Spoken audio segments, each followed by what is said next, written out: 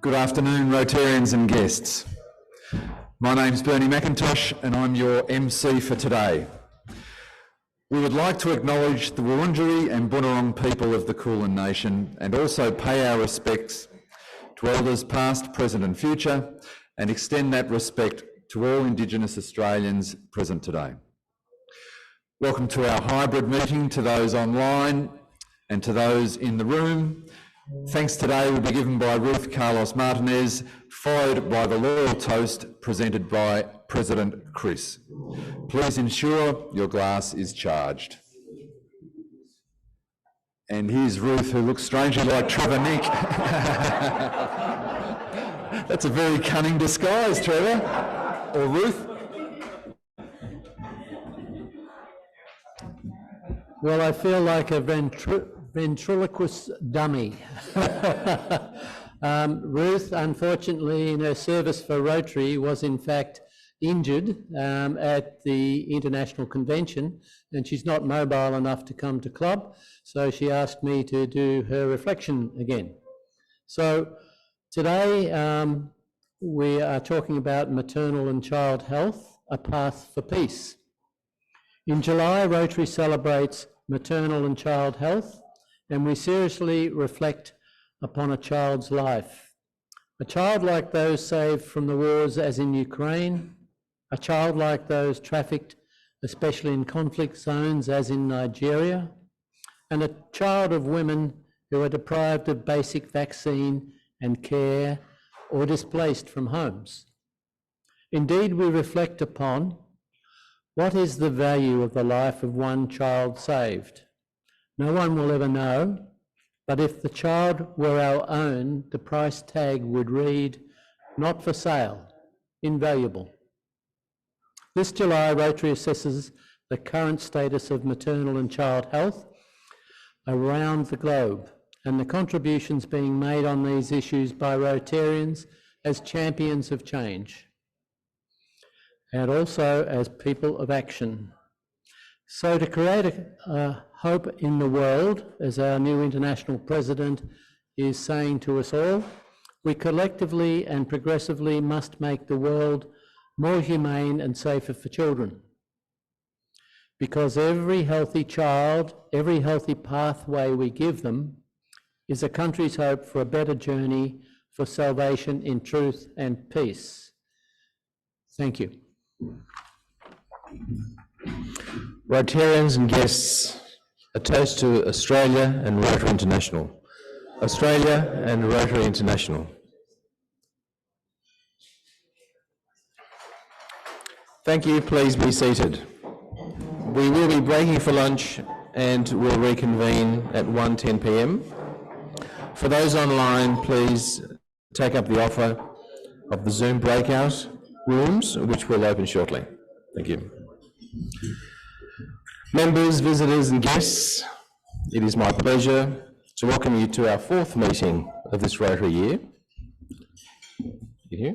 and our 4,995th club meeting in our 102nd year. So Rob, that's pretty impressive, isn't it? It's wonderful to see you all here today, including those attending online. Our guest speaker today is Dr. Rob Irwin, motivator, coach and author. Rod will be speaking to you on how to wire your brain for success and will be more fully introduced shortly by Chair of the Day, Nina Hunter. In the meantime, would you please join me in acknowledging and making them both welcome. Thank you.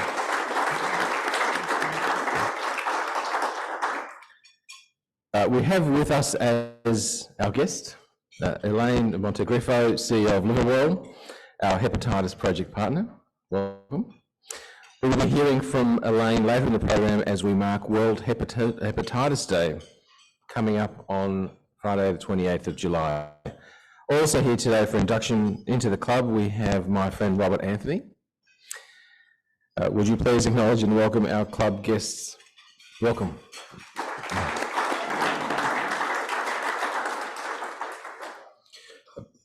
We have visiting Rotarians, visitors and guests of members. I invite you and your host to stand when your name is announced and ask that you remain please remain standing to enable the club to welcome you in a collective manner. So visiting our club today, we have, all the way from Denmark, the president of the Ringsted Club, Jørgen Stolzgrad. Welcome.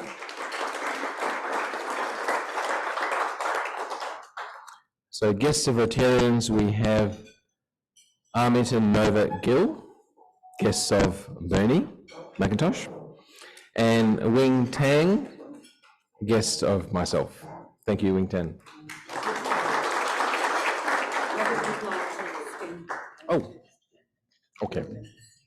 So Jørgen, may I ask you to pop up for a moment, and what we'll do is we'll exchange the Rotary banners.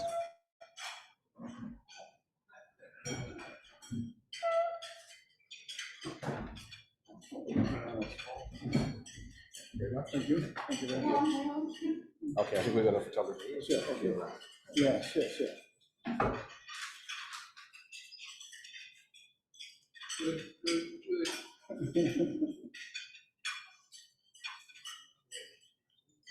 Now we have another one? Or? Okay, great. Okay, thank you very much. We'll send the banner to you next. Pleasure. No problem. Thank you. Thank you.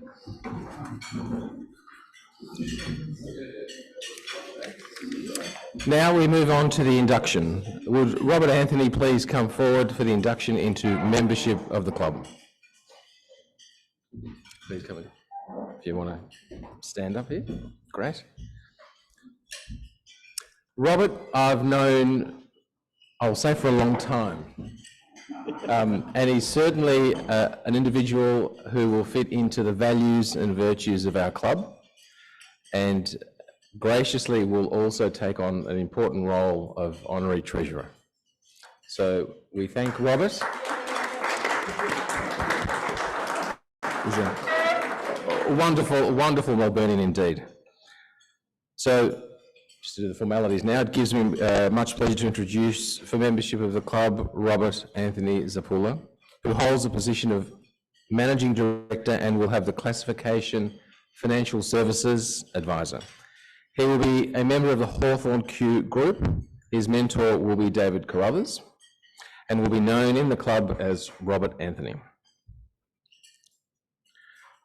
I will now read the induction charge. Robert Anthony, we welcome you as a member of the Rotary Club of Melbourne. Today you enter an organisation of more than 1.2 million members in over 35,000 clubs in more than 200 countries, embracing the internationality of Rotary. No, we won't ask you to be treasurer of all these clubs. We believe that you have the personal and professional qualities that will ensure the principles of Rotary will be safe in your keeping. The Rotary badge you will receive in a moment, and I hope you will wear with pride, indicates your commitment to the object of Rotary, to which we all aspire, to encourage the ideal of service above self. We expect that you will become an ambassador for us into the community in which you live, and we ask that you convey Rotary's aims in all that you do. We look forward to your pursuing with us the great work of Rotary. So with this expectation, I offer you the right hand of fellowship and ask that members rise and join me in welcoming you to the membership of our club. Welcome.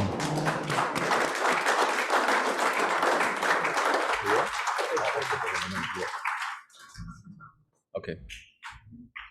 So welcome, Robert, and now I invite you to respond briefly. Thank you.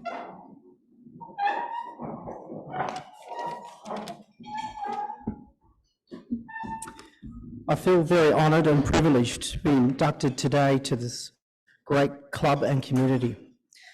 I would like to take this opportunity to thank my sponsor, Dr. Chris Sipodopoulos, and together with all of you in welcoming me to Melbourne Rotary.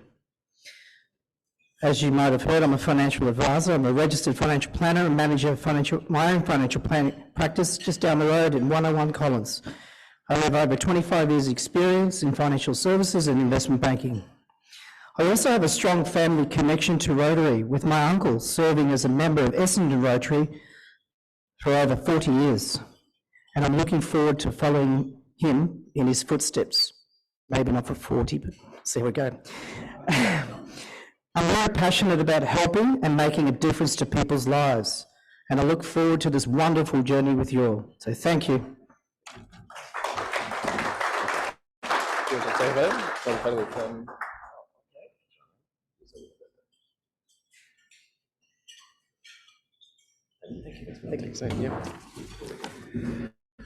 Thank you and welcome, Robert.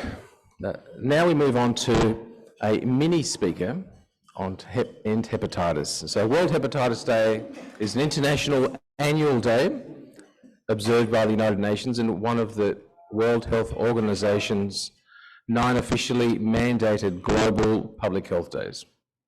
It is an opportunity to step up national and international efforts on hepatitis and encourage actions to eliminate hepatitis. I now call on Trevor Nink, who will, together with Deb Yinfu, lead the club's End Hepatitis project to further introduce Elaine Montegriffo from our partner Liverwell and speak briefly on the topic. Thank you. Thank you, President Chris. Elaine is no stranger to our club. Elaine was the Managing Director, CEO of Second Bite. She's been involved with Maddie's Vision as the CEO up until her appointment in February this year as the CEO of Liverwell. Liverwell is an organisation supported by the Victorian Government and is looking at creating attempts at communication and treatment and denying the stigma that occurs around hepatitis disease in the liver. And she is a partner with us, as was said earlier on, in trying to put Rotary's awareness in the community as one of the aids of getting a better picture for Victorian and Australian liver surety. So thank you for seeing that this is a short introduction. We are on Friday, World Hepatitis Day, as President Chris said, and over to Elaine, and then Deb will have a short request upon the club at the end of Elaine's presentation. Thank you.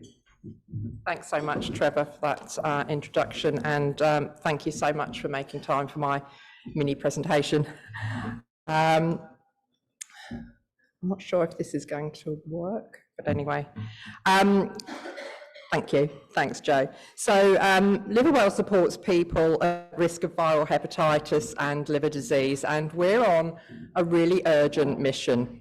This Friday, as you've heard, is World Hepatitis Day, and we're raising awareness and encouraging all Australians at risk to get tested and to get treated.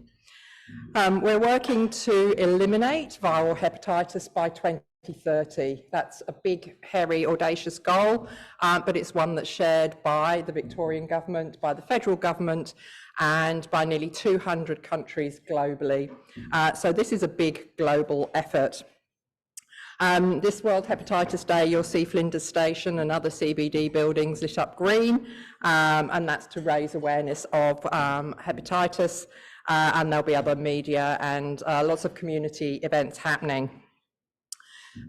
Chronic hepatitis is a primary risk factor for developing cirrhosis and liver cancer. Hepatitis often goes undetected until too much damage has been done to the liver for treatments to be effective. And sadly, liver cancer is rapidly becoming the leading cancer cause of death in Australia and globally. So there is a real urgency around the work that we're doing.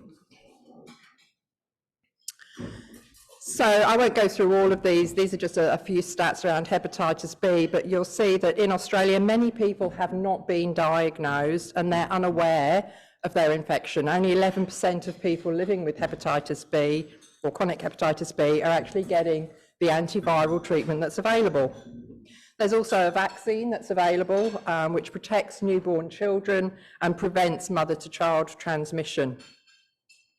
So despite the state-based, the national and the global goal of eliminating hepatitis by 2030, if we look at where we are now, unfortunately, we're not on track. So there is a real urgency for us to raise awareness, to make sure that we can reach the people who need it, so that we can reach our elimination goals.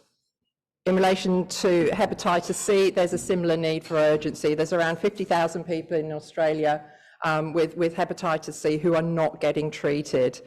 And globally, there's 1.5 million new cases every year.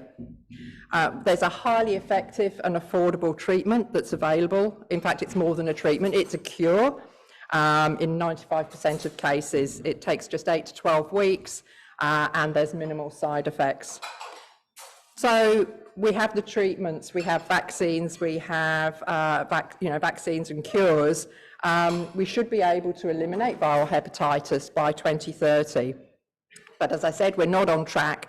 And sadly, if you look at the figures globally, somebody is dying from a hepatitis-related infection every 30 seconds, which is just not good enough.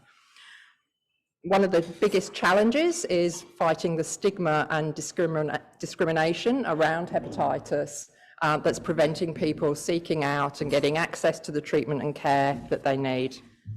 So we urgently need to raise awareness so that people can see their healthcare professionals, take action, get tested, get treated, and get the care that they need.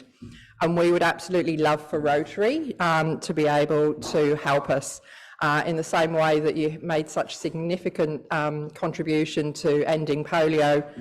We'd love Rotary to get behind and ending hepatitis. We were really fortunate to be able to hold a panel session at the recent international conference where we talked about different ways in which Rotary might be able to help through raising awareness, through the sister clubs, helping to reduce the stigma and break down the barriers. So those are just some of the, I guess, areas that we're inviting Rotary to look at in terms of helping us to end hepatitis by 2030. So despite the fact that we're not on track, it is possible. We should be able to do it, and Rotary can help. It's about getting to the people who need it and the families who need it across Victoria, across Australia, across our region, which has more than 50% of the viral hepatitis cases in Southeast Asia and the Western Pacific and globally. So thank you very much. That's my mini presentation, and I'll hand over to Deb. Thank you.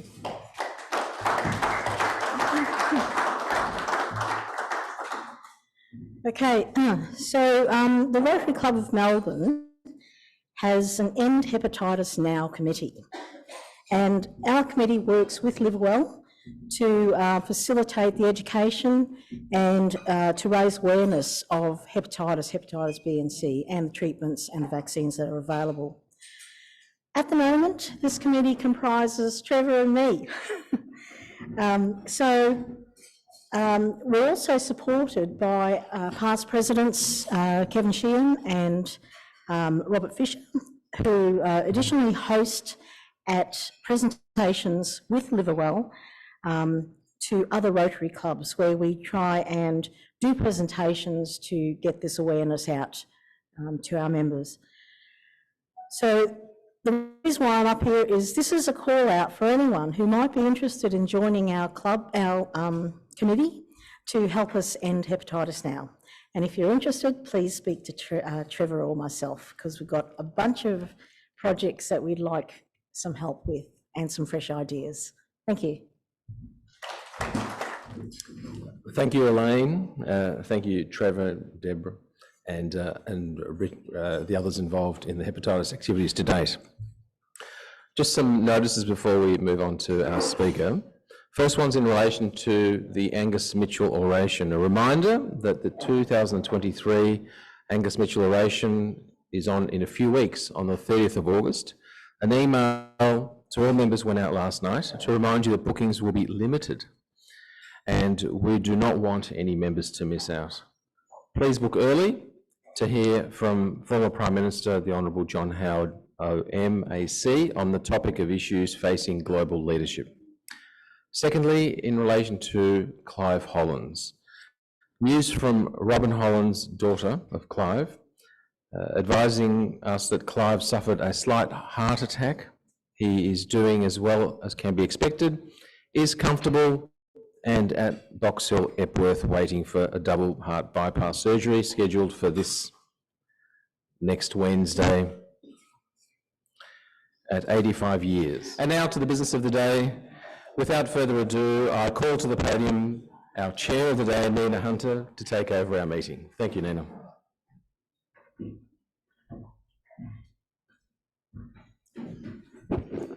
Thank you, President Chris. Rotarians and guests, it's my pleasure to introduce today our speaker, Mr. Dr. Rob Irwin. Today our speaker is a global authority on helping people move beyond mindset thinking to be globally wired for success. This will be a hard room, we're all wired for success. Greater success. I'll have to change that, see? He will open your mind to the amazing inner workings of your brain, destroy preconceived notions about mindsets, and share with you the keys to wire your brain for success, all proven by science, giving you tangible and practical strategies to use right now, taking your career and your life to the next level and beyond. He's a scientist, author, and business person who knows firsthand the highest of highs and the lowest of lows of modern business life. The manuscript for his book, Get Wired for Success, was accepted by the first publisher he sent it to, a rare feat. He has now transformed his book into a corporate keynote, workshops, and a bespoke multimedia online training experience so you and your teams can engage more, achieve more, and enjoy more. His super strength is his ability to weave science, business, and amazing stories of human triumph into a winning formula for your success. So, ladies and gentlemen, it's time to unleash your amazing potential. Please welcome the author of Get Wired for Success, Dr. Rob Irwin. Thank you all. This area has a very special meaning for me because my wife and I were married in the next room about 21 years ago. And as she walked in the door, a rainbow lit up over the bay. So it couldn't be a better spot. Down to work. A 2023 Gallup State of the Global Workplace report reported that only 23% of employees are actively engaged at work. 23%. The rest are quietly quitting or actively disengaged. 47% experienced stress in their previous working day and 11% experienced anger. Most of us would agree that this is an awful waste of human potential with the knock-on effects of reduced performance, productivity and profits, not to mention well-being. My name is Rod Irwin, and let's talk today about ways we can improve this situation for ourselves and our teams in business and life. Imagine if we could wave a magic wand and change the state of play. Well, if it was only that easy. The good news is that there are easy to use, simple, and easy to understand, scientifically proven strategies that you can use to unleash the awesome power of the human brain to engage more, achieve more, and enjoy more.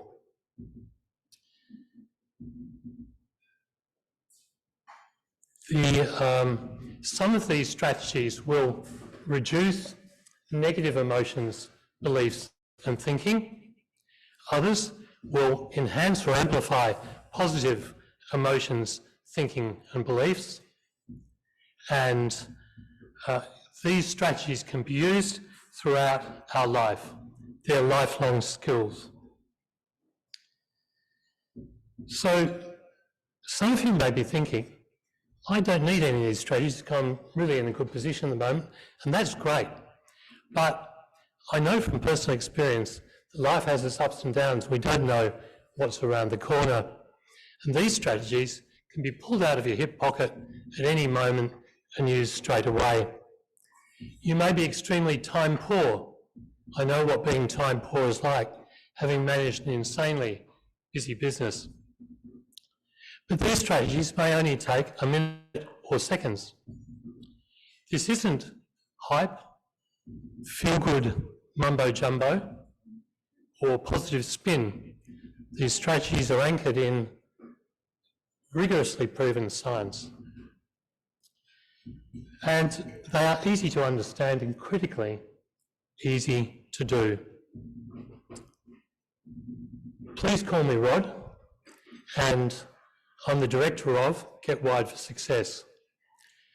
And over the past 15 years, I've developed a special interest in what I call the intersection between neuroscience, business, and success theory. What I've learned is this, that you can wire your brain for greater and greater success in business and life.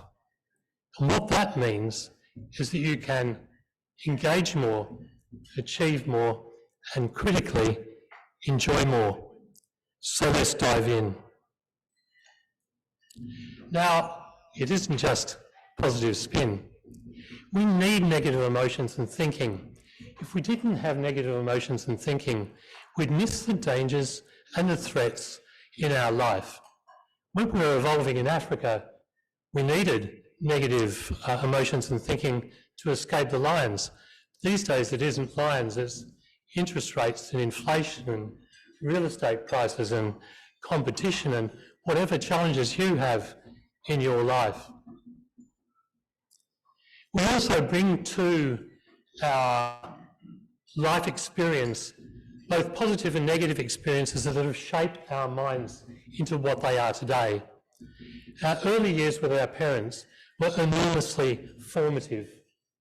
And then the influence of our teachers and students, if you went to tertiary education, your mentors, work colleagues, bosses, friends, media, national, international and local events have all shaped you and the brain that you're carrying between your ears to be the very person you are now. Some of those beliefs, emotions and thinking are positive, and some, and for some people profoundly so, very negative and can interfere with your or our path to success. How do we leave the baggage behind? We're going to go to Leipzig on our journey of discovery, and the year is 1938 in Germany. And it's about this man, Eddie Jacu, who, by his own words, is the happiest man on earth. And very briefly, to recap on Eddie's life. Eddie was born in 1920, and by 1938 he was a gifted engineer. And his life was seeming to him perfect except for one cloud on his horizon, and that was, of course, the rise of Nazism. Eddie got himself into trouble. He threw stones at a Nazi youth rally and was arrested and put into jail. His father at the time was mates with the mayor and got him released and sent him far away from Leipzig to keep Eddie out of trouble. Eddie returned home one day to celebrate his parents' anniversary and to find the house empty, and his parents had been arrested, and it was the night of the Kristallnacht, the night in which the Nazis stormed the Jewish settlements around Germany, broke down their businesses, smashed their windows, and imprisoned thousands and thousands of Jews. Eddie slept in an empty house. In the morning he was arrested and sent to Buchenwald. He escaped and was rearrested and went to Auschwitz, where he was reunited with his parents. There, he witnessed his parents led away to the gas chambers, later to be cremated. He was put to work for the German war machine because of his engineering skills. He was tortured, malnourished, but survived the war. He later emigrated to Belgium, married, had a son, and then moved to Australia, where, because of his engineering skills, he set up an automotive business in Sydney.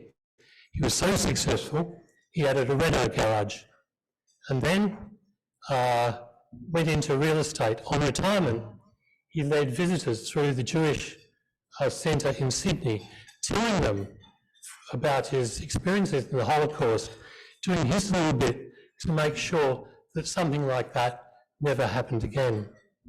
He was awarded the Order of Australia, and at the age of 100 wrote this book, The Happiest Man on Earth. And he said these words, "Life can be beautiful if you make it beautiful. It is up to you."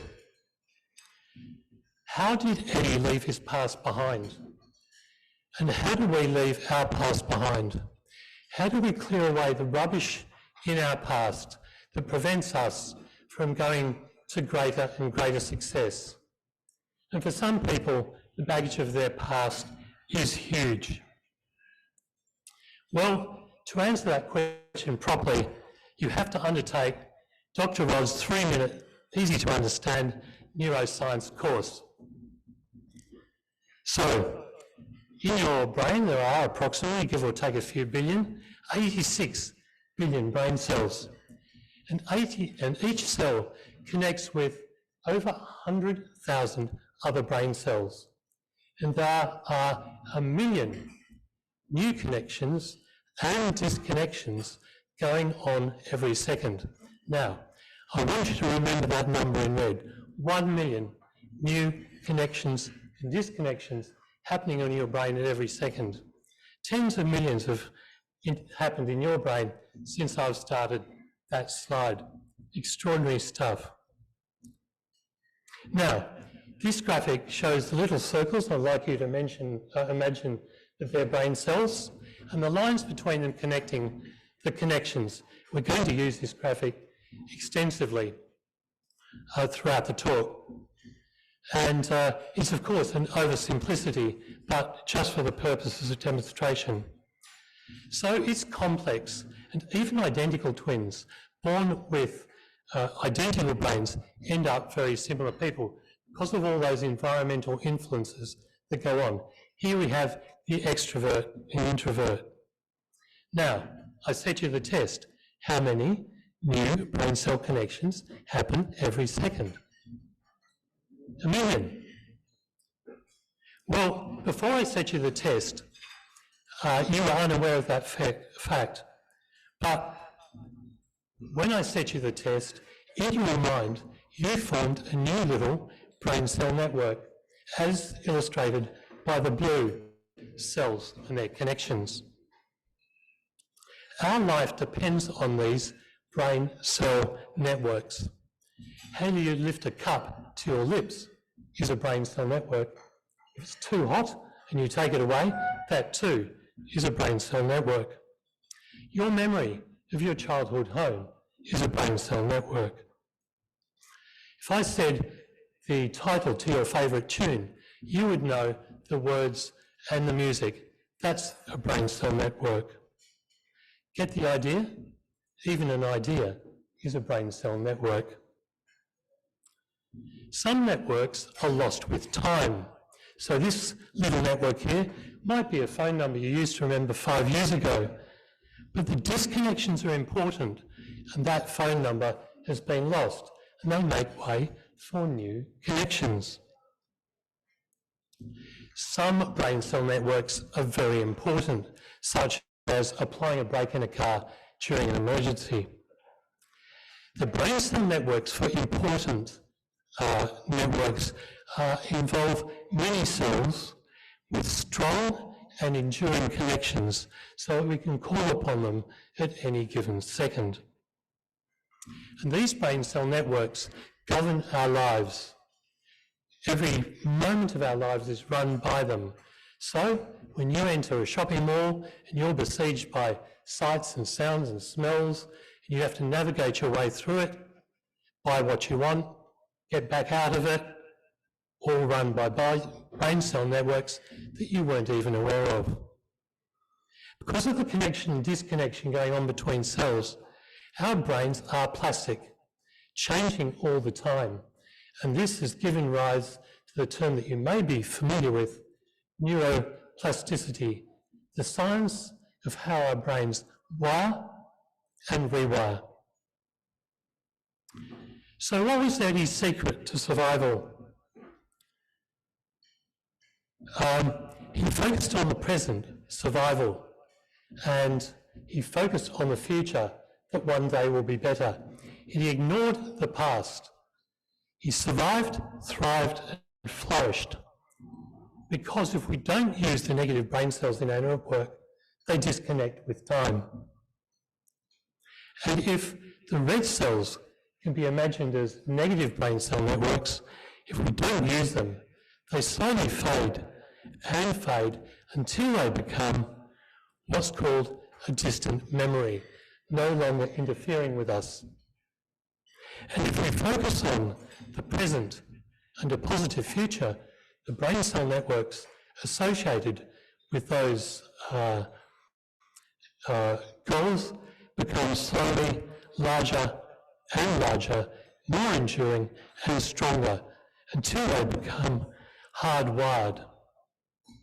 So the first key to wiring your brain for success is drop your baggage of the past. Hardwiring is difficult to undo, but can be undone. With disuse, negative beliefs, thinking and emotions become benign memories. The past is over. We must learn from it. Obviously, those past lessons are well earned, but let the past be. Focusing on the present and the wonderful future liberates us from the scripts of the past. We changed direction now to Los Altos, California in 1976. And the person that lived in that house, the young man that lived with his parents, began designing computers in that garage with a mate called Woz. Can anyone guess who it might be? Steve Jobs? Steve Jobs. Iconic product after iconic product. Apple is now the largest company in the world with a market capitalisation of over $3.05 trillion. Not bad for a college dropout. Tim Cook, CEO of Apple, was asked, how did Steve do that?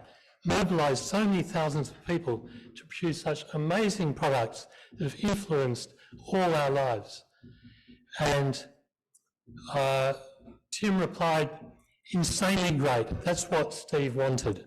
Insanely great products. In 2 words, Steve was able to inspire his workforce with an inspiring goal to aim for, an uplifting model for Apple's products, and a winning strategy. And goals, models, and strategies guide positive wiring. Goals are brain cell networks, like a team striving for a trophy. Models are brain cell networks, like this pair of dancers dancing, aware of every breath and every moment.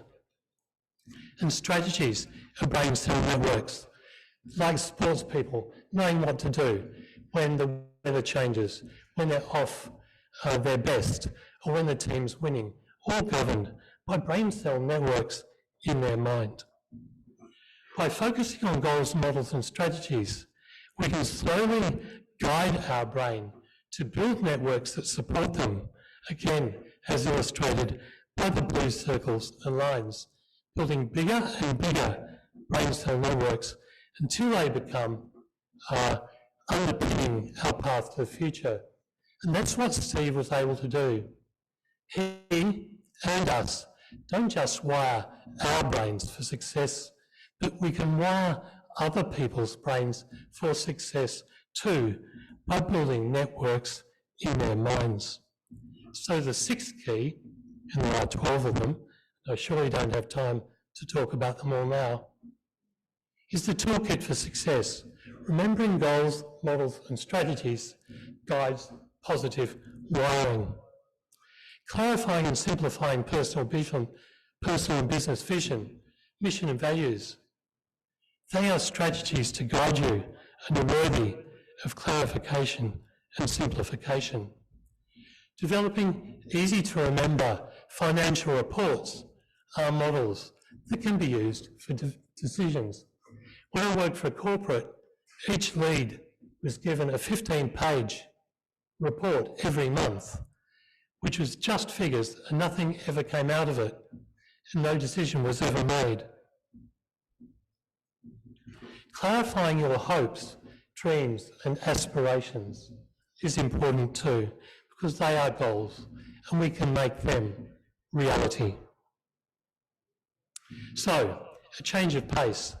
Imagine you're led through this door into an auditorium and you're on stage and you're faced with an audience of all the people from your past, teachers, friends, people you've worked with, partner, family, and a compere comes up to you and says, "This is your life." You open the book and you turn to a page and you see this wonderful scene of a page from the past that you've experienced. The pages have many. If you turn the pages, you'll find that some pages are amazing things that you've remembered, and others are not so good things that you've remembered. And if we focus on those not so good things, I'd like you to imagine, and just take 5 seconds, to remember a day or two in your life which has been really memorable for its being awful, a sad time, perhaps the passing of a loved one, a difficult person to live with, a difficult accident you witnessed. Just think of that day.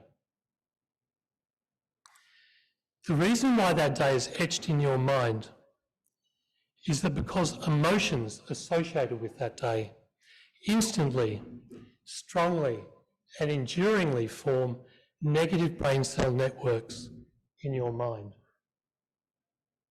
Now, because we should always end on positive notes, I'd like you to turn another page in that leaf of the book and think of the most joyous occasion, as I did, describing the rainbow when my wife walked in the door.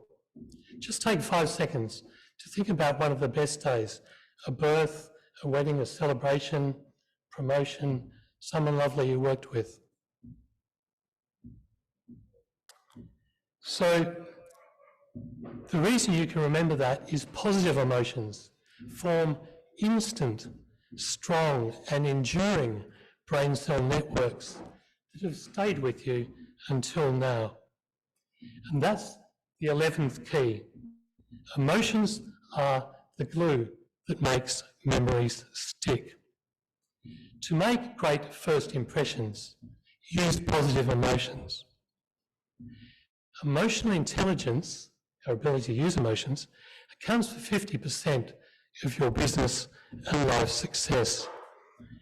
And unlike IQ, you can wire your brain for higher and higher emotional intelligence. Wiring your brain for success is a skill. It's easy to learn. It requires reflective thinking.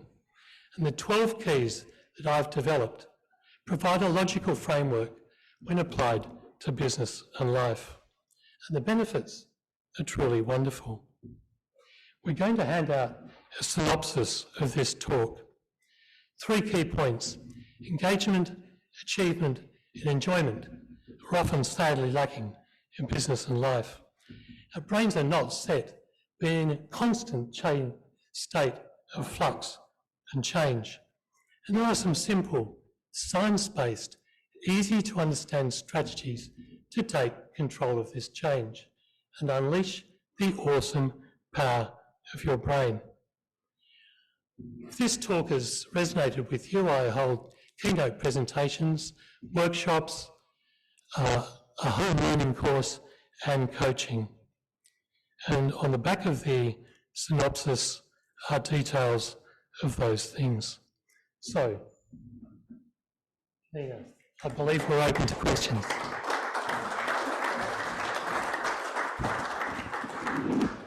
Okay, we have time for questions.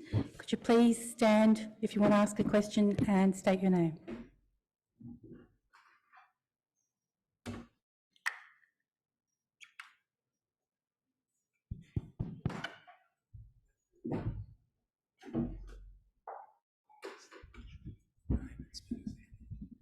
Peter Habsburger. On your first slide, you indicated that I think it was 12% of people who are angry who are employed. What can those angry people do to improve their anger? Was it Peter? Peter, great question, thank you. I could answer it very simplistically and say, get wired for success. I think that in part, there's so many facets to that, but in part I think the first skill that people need when they undertake this journey is self-awareness. They have to be aware of the state they're in. And if they actually put a name to that emotion, which in this case is anger, that is the first step. And with Eddie's example of being able to leave the past behind and focus on the present and the future, we then go to the opposite of anger, which is, I guess, happiness or acceptance. Let's call it acceptance. If they're in an angry state, they have to say, well, okay, what's the opposite of that? Acceptance or happiness. And focus on that. And the brain cell networks that underpin the angriness slowly fade with time, because if you don't use them, they go away. It takes time, but they fade, become less holding. And the brain cell networks that support the acceptance or the happiness become stronger and stronger, which is an extraordinary fact in itself. But the brain cell networks of both those things either weaken or strengthen with age.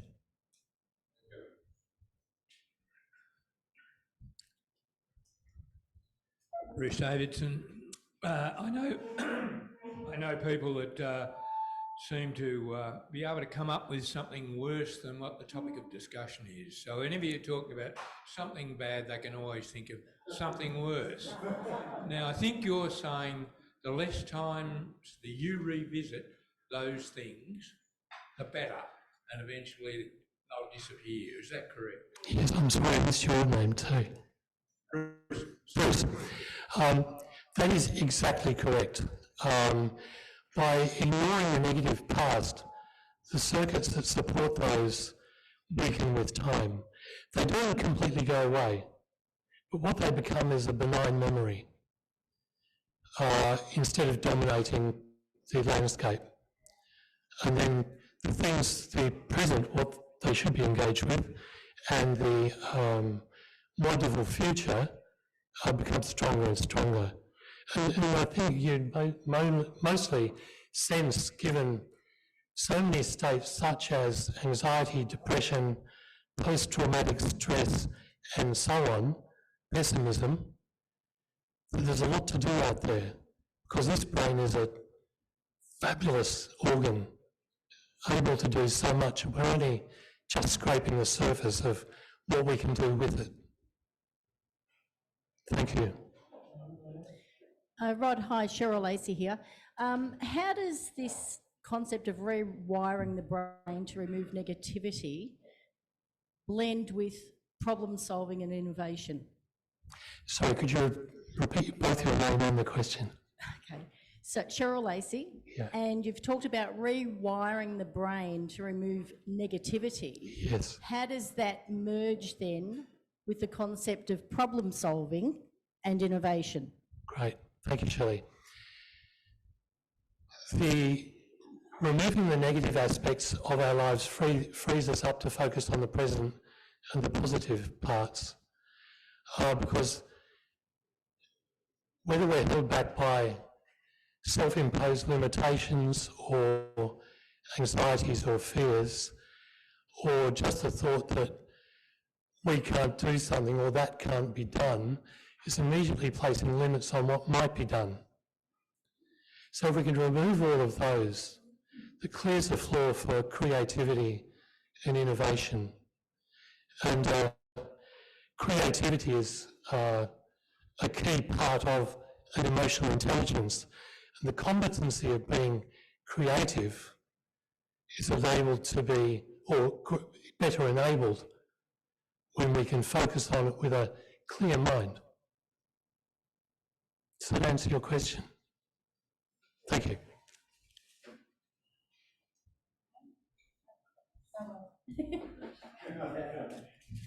It would have only been a hairy question anyway, I know that man well. Okay, ladies and gentlemen, I'm sure you'll agree with me that that was a very informative speech. Rod, on behalf of the Rotary Club of Melbourne, I'd like to give you this little gift for your presentation, and thank you. Thank you.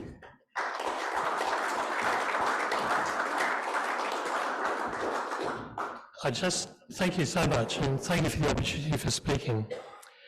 I'd just like to close by saying that our beliefs, emotions and thinking often seem battered around by outside forces, and 15 years ago my life was battered around by outside forces. Pardon me.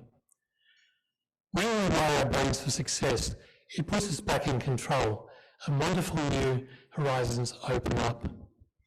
So let's put aside mindsets and focus on the fact that science can enable our minds to achieve great things and indeed enable us to achieve and enjoy life to a much greater extent. Thank you so much for your attention. In closing, I'd like to thank our visitors and guests for attending. A warm welcome to our newest member, Robert Anthony. They wrote you in good, didn't they? Thanks also to our reflection given by Trevor, says Ruth, our MC Bernie McIntosh, our lunch setup and reception teams for their weekly effort in making this meeting happen. Please, if you can, stay back a few minutes to assist with the pack-up. It would be appreciated. Is there a slide, Joe? There's no slide. A reminder that next week our guest speaker will be Professor Elaine Saunders, biomedical engineer, audiological scientist, businesswoman, author and former club member. Elaine will speak on the theme of disrupting the hearing industry. Please join us and consider inviting a guest.